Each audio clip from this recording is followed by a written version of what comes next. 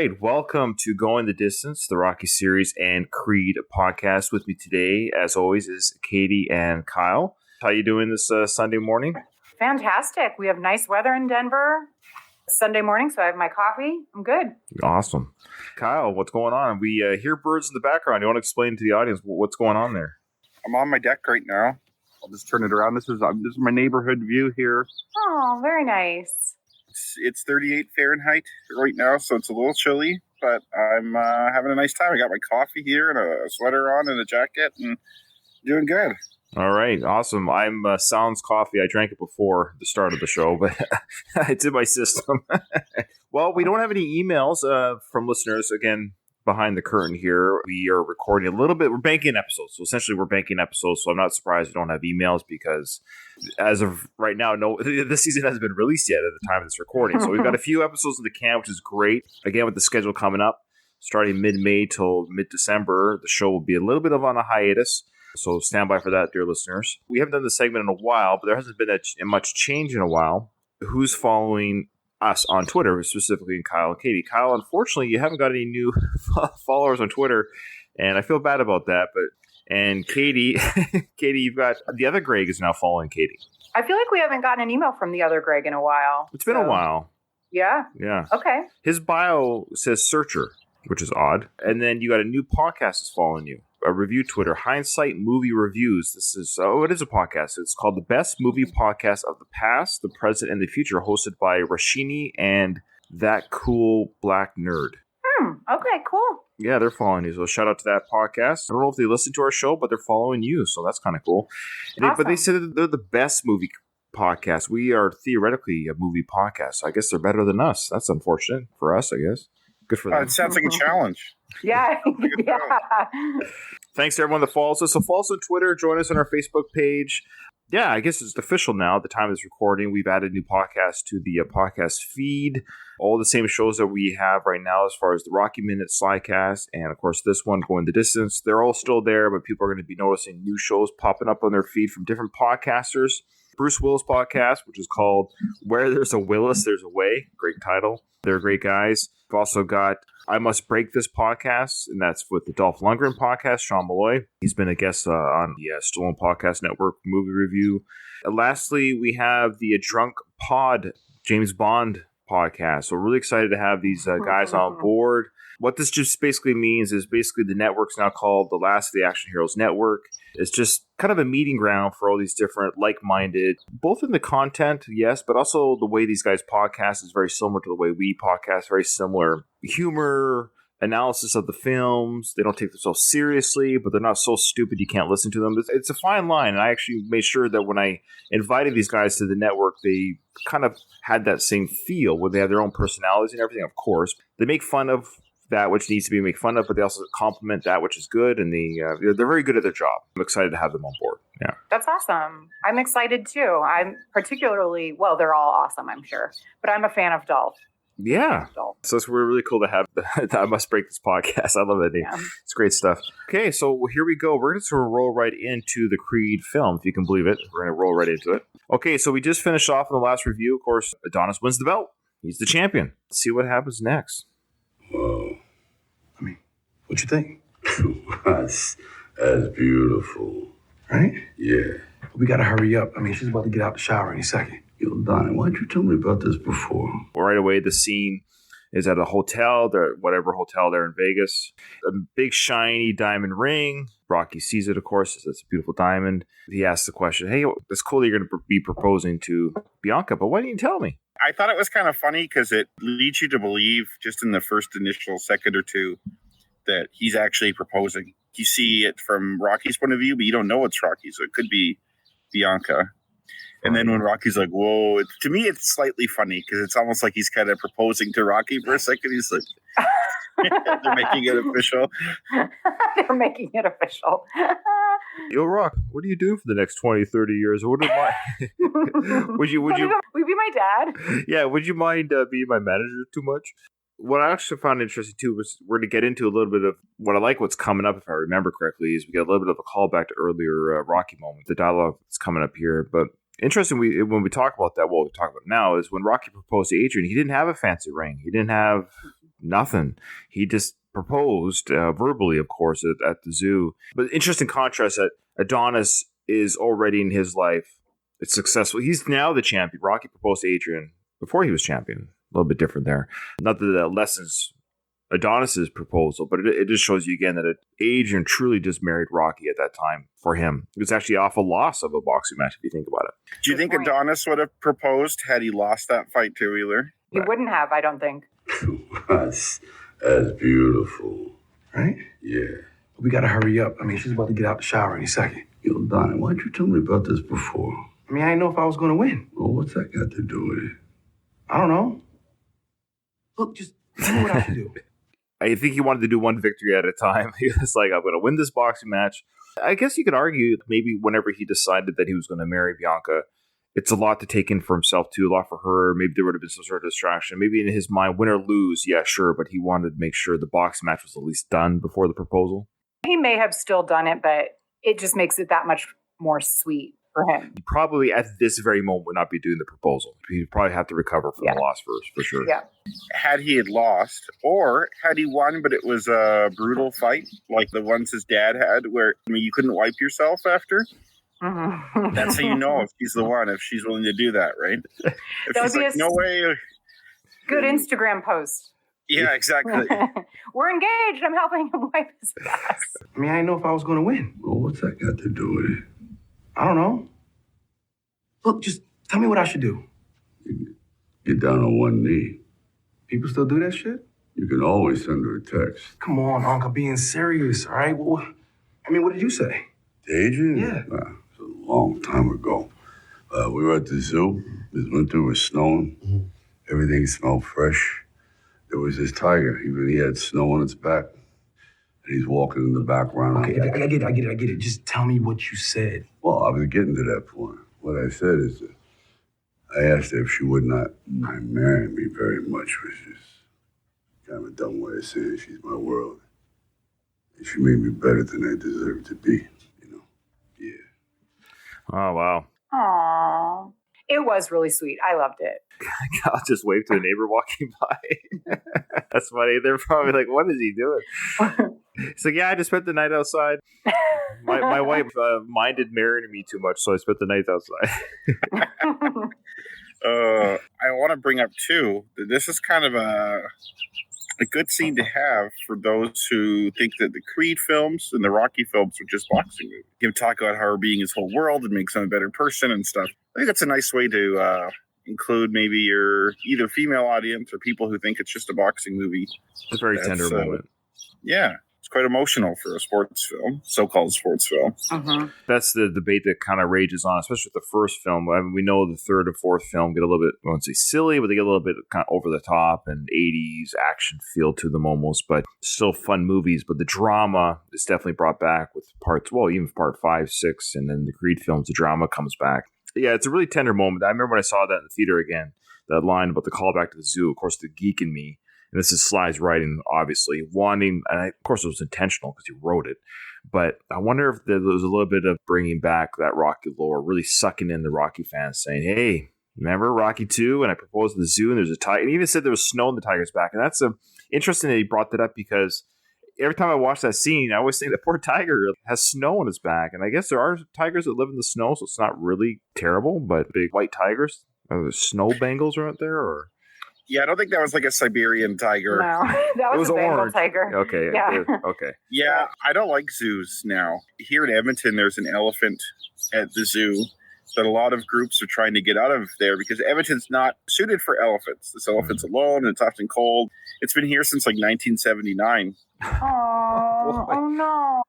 It's too weak or like not able to be moved somewhere warmer, so it's like stuck here forever. It's super sad. So I never visit the zoo here anymore. Yeah. Well, you guys should come here. We have it's called the Wild Animal Sanctuary. I don't know if you guys have heard of it. I don't know how many thousands of acres. And it's rescued large carnivores, tigers and lions and bears and wolves and like those kind of animals. And so they have huge enclosures where they can run around wild and you can visit. They're not in cages. You can visit, but it's on a elevated walkway. So you're like way up high so that you're not bothering them. It's pretty cool. So you guys should come to Denver. And listeners, check out the Wild Animal Sanctuary. We should just show up at her house. Be like, "Do you have the guest room prepared?" Yep. Yeah. Do you have a guest You guys room? would have to share it. Yeah, you guys would have to share it. Oh, that's or somebody okay. could have the couch. Somebody could have the couch, I guess. What was that scene from Planes, Trains, and Automobiles? Yeah. Those aren't pillows. Yeah, that'd be fun.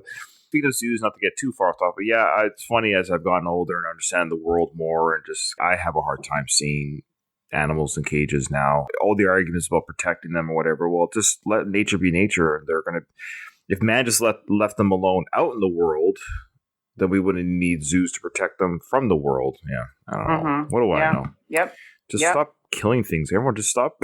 Everyone just stop being a jerk. I don't know why is it so hard to just not be a jerk. Anyways, some people they just hate for no reason. Capiche? Oh yeah, good point. Good callback. But then they deserve to be. Yeah. Listen, why don't you just turn off your brain and let your heart do the talking? You'll do good. A little bit of Adrian's theme playing in the background. Piano. Okay. Mm-hmm. All right. All right, I'm on it. Hey, you good? Yeah, real good. Thank you. Great. All right. Adonis recognizing that bringing up Adrian's obviously bringing back a flood of emotions and memories for him. But I think Rocky's generally happy for Adonis' journey. For sure. It's sad, though. I'm glad that they don't reintroduce a new love interest because I don't think I would like that. But it still pains me to see him alone. He walks off into the hallway alone. And he is happy for Adonis, but I think now he's really sad, too. To me, it just reminds me of Mickey a bit because Mickey was alone. We don't know much about him. We don't know if Mickey ever had a love interest or anything. He could have always have been alone and liked it that way. I think we're led to believe he didn't really, because he had no patience for the relationship stuff. Yeah, what's with this domestic stuff, right? Let her train you. I think we're led to believe that Mickey was a bit of a bachelor his whole life. Maybe in his glory days he had a girl. That would, again, the Mickey prequel would show us that stuff. That's what we need to see. There has to be a Mickey prequel. It would be great. Hey, Sly, are you listening? Right. You listening, Sly? No. No, shut up. No, he's not listening. I think there is a fan fiction, legit script of a Mickey prequel. I think I've heard that. I don't think it's like a miniseries type length, but there is a Mickey prequel. I'm sure there is, but I don't want it if Sly didn't write it. Fair. So Mickey was born, depending on what movie you do, either 30s? 1900 or like 19... He says he's 76 years old in the first Rocky movie. Oh, that's right. No, he says he's 69. No, I think Doesn't it's 76. In the first one. Then you see his grave marker in Rocky 3, and it says he's born like 1908. So it depends. It's like one of those Rocky details. But I'm pretty sure he says 76. I thought so too. And then for some reason, I have it in my head that he said 69 or 60. You're right. I don't know. Yeah, I think you're right. I think he says, I'm 67 years old. And, or something like that. And yeah. We got to check this out because I'm pretty sure it's 76. According to Mickey Goldmill's stats, he was born in 1905. So I think it says that on his grave marker in the third movie. Yeah. Right? But there's a continuity error. I don't think he says that in the first film. I could be wrong. So that's 71. It's set in 1975. Right. So he was born in... Maybe 70. Well, depending on when his birthday is. It's weird that I'm thinking his age, because I always love the part where he mumbles at his age at the door. Somewhere it says 69, but I have 70. Like, I think he says later 76. Yeah, I think it is. You just have 69 on the brain, KD. So it's maybe. So Mickey would have been fighting around the Spanish flu pandemic. Now that we have this pandemic, there could be kind of a theme you can exploit there. That's awesome. Especially if he was 76 in 1975, if he was born closer to 1900, then he would have started fighting around 1919, which is the Spanish flu pandemic. So he might have had a mask on in the film. And so now you can film, okay, because everyone has masks anyways. And there you go. Get on that, Kyle. You got to strike now, movie people. Anyone listening? I'll take my 1% finder's fee or idea fee, or maybe 10%. We'll go with 10. Yeah, let's make it happen. Here we go. I've got the scene here. I don't know if you guys can see it. Let me just share it with you guys. Because he goes up to the bathroom door and he mumbles right here. Right? 10 years ago, you never helped me. You didn't care. Well, if you wanted help. I say, if you wanted help, why didn't you ask? Why didn't you just ask me, kid? Look, I asked, but you never heard nothing. Well, I'm 76 years old. Oh, okay. Whoa. So it is a continuity error because, like, if you look him up, it says that he's 69, but you're right, Kyle. He says 76.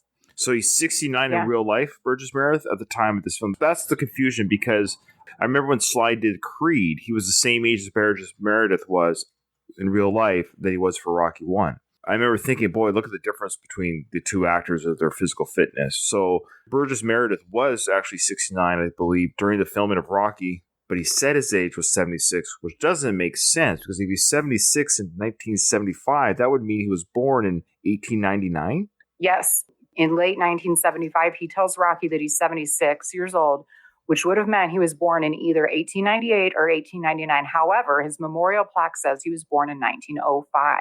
Why? Yeah. Why is this so hard for these guys to keep? I know. Do some math, guys. Come on.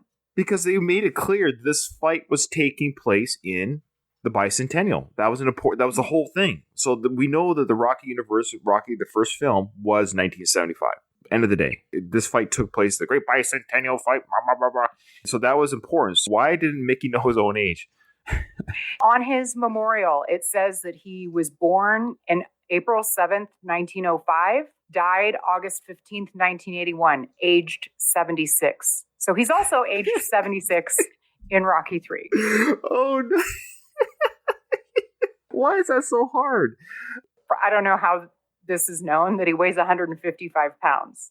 He looks like he weighs less than that, but anyway. So what they've done here, if they could have retconned that dialogue post-production, they would have changed it to 69 in that scene because they retconned his correct age for the Rocky 3 film. Yeah. Okay. Hey. We have another situation here where the character has de-aged. Adonis de-aged from Creed to Creed 2, and we've got Mickey de-aging from Rocky 1 to 3. That's pretty cool. The Rocky universe timeline space-time continuum is I would just love to see some sort of somebody who is much more talented and smarter than me, which is not hard. Do a graph of this is what we're led to believe happened in the film for timeline, but this is the actual real timeline. Challenge accepted. I got to do that. I have a big piece of paper downstairs. I'm going to draw this shit out. Oh, that'd be amazing to see. Because for example, Rocky 4 to 5, and the age of the children versus the age of the film versus because you have age that the children are apparently in the film, ages that people said they were in the film to some degree, when the film took place versus when the film took place in the real world versus when the film took place in the Rocky universe, and then another line showing the actual actors' ages during their portrayals of the ages in the films. That's a lot. We could have done it had we decided to do this during the breakdown at the very beginning, just make notes of this is the age of Sly, this is the age of Rocky, this is when it took place. Kind of have to go back from the beginning to start that. But it's a project that I'm surprised hasn't been done yet. This is the perfect way for me to do my 90s Sunday. If you did that, there you go. That'd be amazing. You put that on some sort of like computer image graph or whatever, it would be an amazing piece of. You're probably an Excel guru, so you could do some fanciness in Excel. I'll probably do it by hand just because it's funner. And take a picture of it, but maybe I'll transfer to Excel later. So Adonis is down a big glass of wine to get that liquid courage. Oh, now he's drinking out of the bottle. Yeah, I guess it's probably champagne. Practicing proposing on one knee. Like, how's that feel? Try that knee. I have a personal story I wouldn't mind sharing. Oh, of course. When I was getting ready to propose to my now wife, I was also nervous about doing it, and I did the on the one knee thing, and I was trying to practice, and it felt weird. I'm like, I got to practice to another person. It felt too weird doing it in the mirror, so I just got my dog to sit there. Oh my God, I love that! And I proposed to my dog like 6 times just to get all the kinks worked out. So yeah, practicing is a real thing, people. Do you do one knee, Ryan? I'm a terrible romantic. I have a lot of great qualities, but when it comes to being a romantic, I'm terrible. Did you say, would you mind marrying me too much? No, I almost did. It was kind of just, we should get married type thing. It was a natural flow of conversations that led to the marriage. It wasn't nothing romantic. It was the baby's on the way. We better do something about this. Yeah. Shotgun weddings, both of them. Yeah. No. So I admit I'm not a romantic. It's just not my blood. It's more of just a natural progression of conversations led to the engagements. Yeah. I guess I'm too afraid of the answer being no. So it's just like, I don't want to. Let me feel this out first. Yeah, pretty much. Now, this little sequence here, it's a little bit of like a Three's Company family sitcom situation because Bianca's walked out of the shower. She hasn't seen Adonis lying on the bed. He's trying to be all casual looking. She doesn't have her hearing aids in, so Adonis doesn't know this. So she's going about her activities, getting herself ready for the evening. Adonis is going to have a conversation with her. Her back's to him the whole time, so he thinks she's hearing this whole conversation. She's not. So she sees him, smiles. He smiles back. I know we've been dating for a few years now, and it's just something about us that just clicked. I don't know how to explain it, but the feeling I get when you're by my side is a feeling that I can't live without. It's crazy, but look, I guess what I'm trying to say is... Gets on one knee. Her back's to him. Will you marry me? Still hungry, babe. I don't know why. Now she sees him. Slams the door on him. That's a fun little moment. I remember laughing in the theater when I saw that. Yeah, because he has this confused look like, holy shit, she didn't hear any of that? Yeah, this is great. Like, their chemistry's good here. I don't know. I'm more comfortable with these two now. Like, they seem more like a real couple for sure. And he's also, I think, it's like a confused look too, because I think it's meant to show us and him that her hearing is progressively getting worse. He's surprised that she didn't hear any of it. Didn't she just put in her hearing aid when she turned around? Yes. But you should be able to hear a little bit with your hearing, even without your hearing aid. Yeah. And she didn't. Like, my dad has hearing aids, and he's getting older now. This could happen with my dad. When he was younger, he'd be able to hear a bit better. You just have to, like, talk like this all the time. And he wasn't doing that. It's a combination of what Katie was saying, a combination of, yes, her telling the audience her hearing has really gone down. She really needs the hearing aids. Maybe Adonis didn't quite know how bad it was, too. Who knows? But she's now been surprised seeing him on his knee. Of course, Bianca knows exactly why he's on his knee. She's surprised by it, and she panics and closes the door and says, like, what are you doing? What she missed was that, nice little thing that he was trying to do that little Rockyism moment of, not in a bad way, but he's like trying to be a romantic talk, and we'll see how he fixes the situation here. Will you marry me? Still hungry, babe. I don't know why. You for real, D? Yeah, I'm for real. No, stop playing. I ain't playing. You didn't hear any of that. I know what? She's got her hearing aid now. In. I know what, D? What'd you say? Nothing that you don't already know. Remind me. You said that I need you. D, do you know what you're doing right now? I mean, yeah, kinda. What do you mean, kinda? Babe. I mean, to keep it real with you, B, you're the only person I want to share my moments with. Bianca Taylor, will you marry me? Yo. Yo? Is that a yes? Yes? Yes. Yeah. It was so sweet. I thought that was probably one of the best moments between the two of them. Their just facial expressions, they were teary-eyed. It was good. That was good acting, good chemistry. And yes, they are about to go into a love scene that's good. Like, it's not a weird, awkward one like the first one. It's a good love scene. There was kind of an echo to the first film. When she slammed the door on him and they were talking through the door, it reminds me when they were fighting and talking through the door before, and she took her hearing aids off. And this time she closes the door and puts her hearing aids on. So it's kind of like a reverse of that scene. And it obviously goes much better. There you go. Good catch. Good one, Kyle. Yeah. They're very happy, and they're about to have an engagement coitus. It was a really pretty ring, too. Do you like that ring? It's very pretty, yes. I know I made fun of her in the first one, but she does it a lot in this movie, too, with her hands on his face. She does it a lot, and it bugs me for some reasons. Every time I see it, I'm like, that bothers me. That's funny. I forgot that you brought that up. All future suitors of Katie, don't touch her face too much. Don't expect her to touch your face. Yeah. Yeah, I'm not going to, grab her. If that's what you're into is face touching, Katie's not your person. That's right. I remember when they showed this in the movie theater, I was like, I actually was wondering how far they're going to go. Like, what are they going to show here? It is much more risque than Rocky. Yeah. Is this her singing this song in the background? No, I don't think so. No. Because that sounded like a real song. I mean, but she is a singer, Tessa Thompson. Is she a singer, though? She is. And she's on the soundtrack. I don't know if this is her song or not. Ooh, look at this next scene. You go from the luxury and glitz of Las Vegas, where you're banging after a successful engagement, to the bleak, some sort of shipping yard or some sort of construction site for in Ukraine. Yeah, so we're back in the Ukraine, and I love how the tinted hue is like this blue-gray contrast. Is just so dreary. Even though it's daylight outside, like it might be like 1 o'clock in the afternoon, it still kind of feels dark. And I love how it's a warehouse of bricks, because in Ukraine, we only use bricks for everything. Bricks are in our food, bricks are our houses, bricks are our clothes. Cinder blocks. Yeah, cinder blocks. Yeah, it's like everything's brick gray. So we got Victor Drago piling on pallets at this brick or cinder block factory. And he's been called by his foreman, I guess. He says, when you're done, unload the cement. We're seeing a definite contrast to the life of Victor's life. He's about the same age as Adonis, but they have two very different days right now are happening.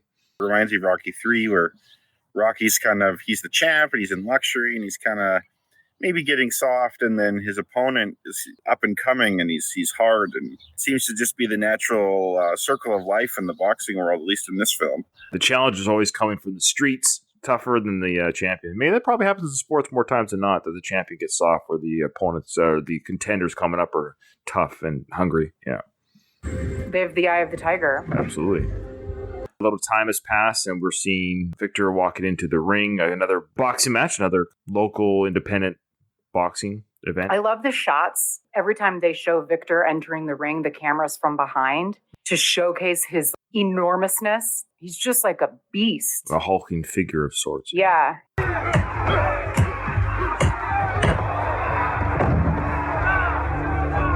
So again, we see a quick little... I mean, of course, the fight lasted longer than 3 seconds, but I think we're just led to believe whatever challengers seem to be going up against Victor, he's just mowing down like fodder. He kind of walks away like, ugh, this is almost boring. But he's almost insulted that he's fighting these guys. That's a good point, Ryan. He's indignant at the fact that he has to go through these ranks. He knows he's very capable of taking the championship. And it's he's probably under a lot of pressure, too, from his dad. And he knows that, he's living hand to mouth, and he's forced to work like a job in order to pay the bills and stuff. And yeah, I'd be impatient, too. Okay, so they're walking out of... I wonder what that Russian lettering is there. It looks like a school or something. Like it does. It's not like a big arena or anything. Or an old movie theater almost. Yeah. That first letter almost looks like the number 6. I don't know. I do not know. Yeah, I'd be interested in knowing what that says. It might just be the building's name. I've been explaining it, but my mic was off. Oh, okay. Yeah, I had a Ukrainian roommate that taught me the Russian alphabet. Okay. So I can't speak Russian, but I could read that. That's a B in Russian. Okay. And it says boxerina. Oh, it is, I guess. It's just small. Their capital B actually makes a V sound. It's really confusing. They have a lot of letters that look like ours, but don't sound like ours. Their H sounds like an N. Like a backwards N makes an E sound. And yeah, but that says box arena. So that's a boxing arena. Nice. Thanks, Kyle. It actually is the boxing arena. Great.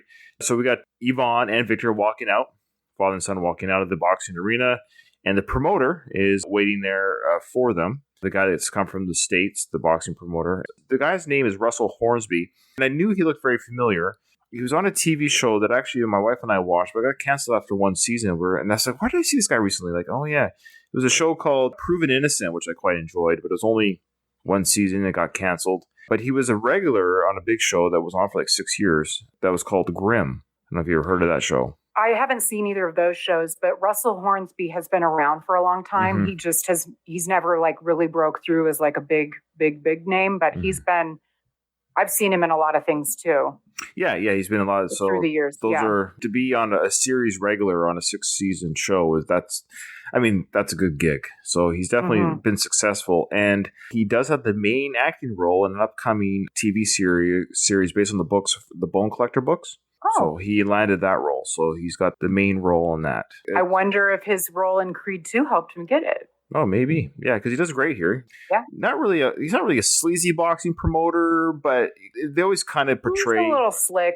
Slick's the word, yeah. So he's waiting for the Dragos to come out, so he's about to have a conversation.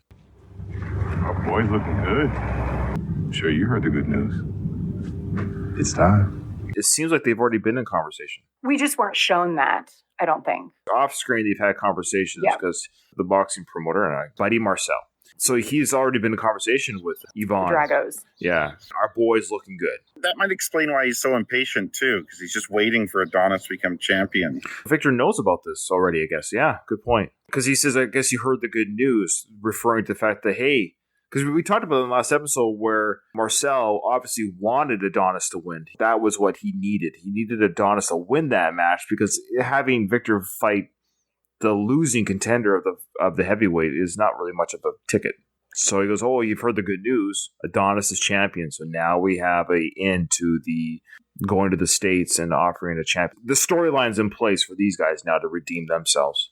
Well, I can understand Yvonne speaks English well enough. It seems like Victor also speaks English because he speaks to Adonis later, but it just seems unlikely that he would have an opportunity to speak English, I guess. Learn English. Yeah, I don't know Russian or Ukrainian people. I would assume they don't. I know they consume a lot of American movies and stuff. I could see Victor being able to speak English. The guy I knew from Ukraine, his English was pretty good. Post-Soviet Union, they learned English in school. Oh, okay. I don't know why I was equating their really rough living situation to not knowing. I don't know why.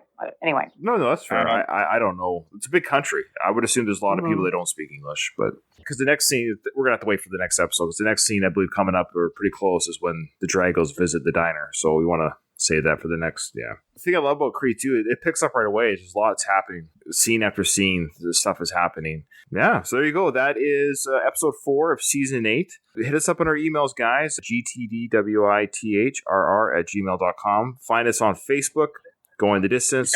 Follow us on Twitter. Oh, yeah, if you want to be a patron supporter, obviously the content is going to be down a little bit for the rest of the year. But what you're doing is it's like a busking situation. You're just throwing a couple dollars, particularly my way, for all the editing and paying for the feed and all that stuff and all the really hundreds of hours of entertainment now everyone's going to be getting on the feed. It's quite a bit. It's quite a bit. So we appreciate it. Who dinged us out last time? That was me. So it's Katie's turn. Katie, you ready? Ding, ding. Nice.